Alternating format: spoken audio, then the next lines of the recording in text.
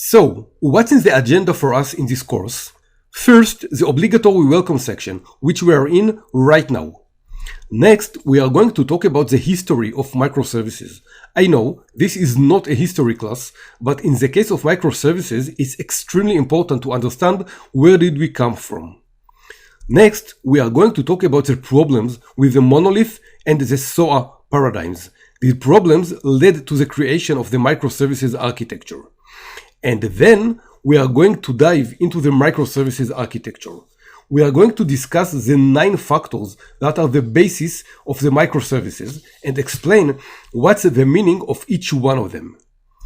After understanding the architecture, we will discuss what are the problems solved by microservices, and after deciding to use microservices, we need to understand the process of designing such architecture, and this is the topic of our next section.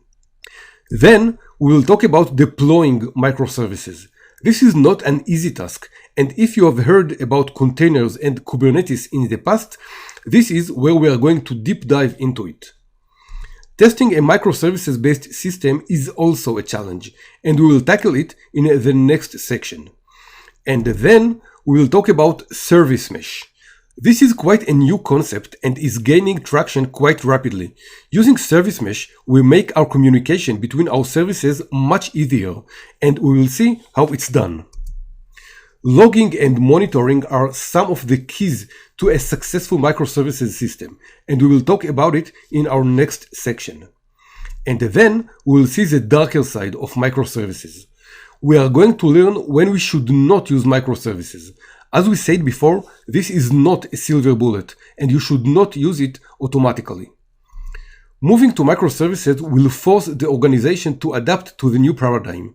In this section, we will discuss why the traditional organizational chart is not suitable for microservices systems and what changes should be made, and also how you, as an architect, can and should help in this transition.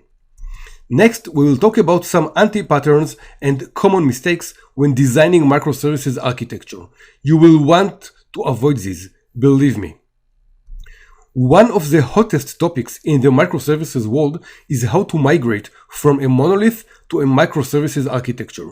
In this section, we will talk about some techniques for achieving that. And then we will meet our case study.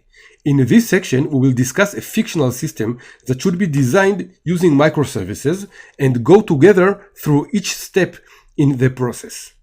And after all this, we will conclude the course and talk about what's next. Okay, great. So now let's move on.